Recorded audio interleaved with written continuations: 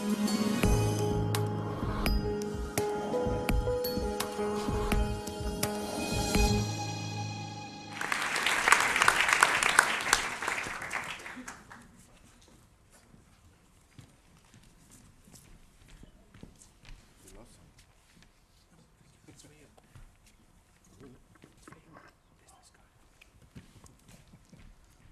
evening, and I think from disorientation, I will take you to some orientation now.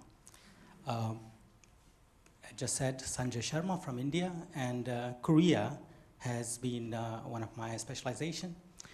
What I plan today is to talk about it. Why Korea? We are in financial crisis. We are talking about boom, doom, gloom, and everything. I find it very interesting that everything is in our attitude. We have talked about it before. What kind of attitude are we talking about? Korea, which I found very interesting, very fascinating country, thrives in crisis. Sounds paradox, but it's true. Talk about East Asia. If you look at the pictures on top two, this country transformed from the top to bottom, and that happened all in one generation. To be precise, less than 30 years.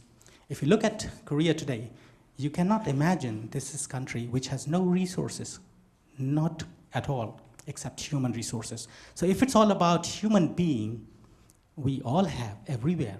What's wrong? Does it mean that we are doing something more wrong or they are doing something more right? And that's what I would like to share here. Korea is not just a case of miracle of Han River. It also has been, been a case, an example of extremely outstanding managerial and organizational skills, be it World Cup, be it Olympics, and whatsoever. If you look at it, there are three pillars of this attitude. One is this desire and determination to nation building.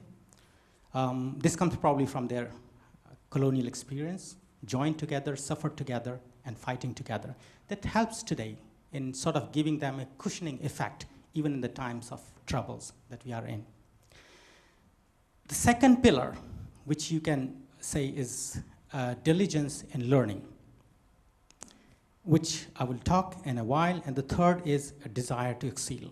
Now, if you talk about the determination to put the world together, I'm sure many of you might have this memory still fresh in your mind of the World Cup, when hundreds and thousands of people came on the street to cheer their team. Why? Because it's not about a success of individual, but success of the group.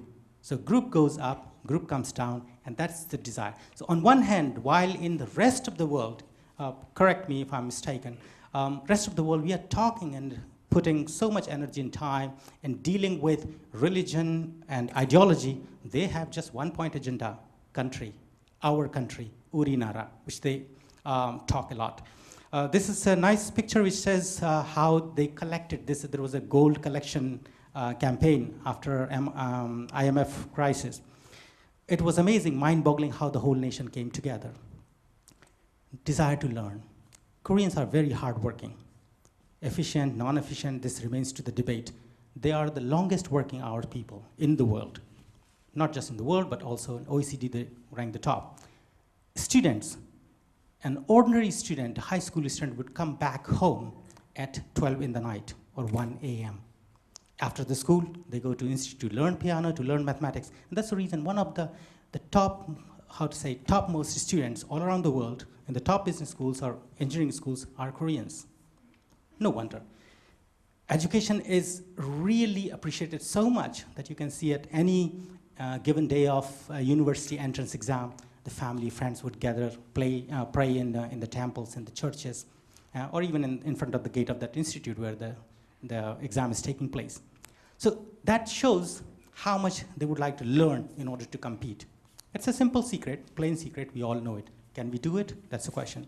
The second thing they're doing well is that internationalization. While the rest of the world is closing down, they're opening up. And it's much more remarkable for a country which used to be a hermit kingdom, closed society for ages. That helps them not just to learn about the world, but also spreading their own culture. Currently, in Southeast Asia or South Asia, Korean culture is very popular. Drama, soaps, music, singer, whatever. And that gives a good vibe to the people, and then they like the company's, country's production. So actually, it's a cultural strategy or diplomacy that they are pursuing, which helps them a lot.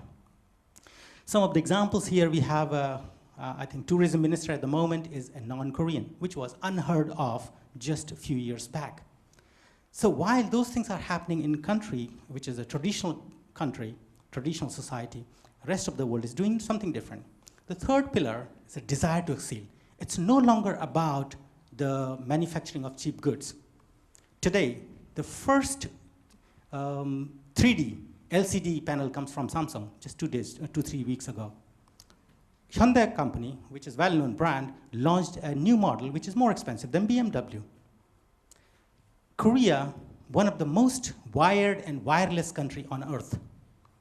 Even in the mid-90s, when we were still playing with 386 and 486 computers, they were playing with the computers of Pentium.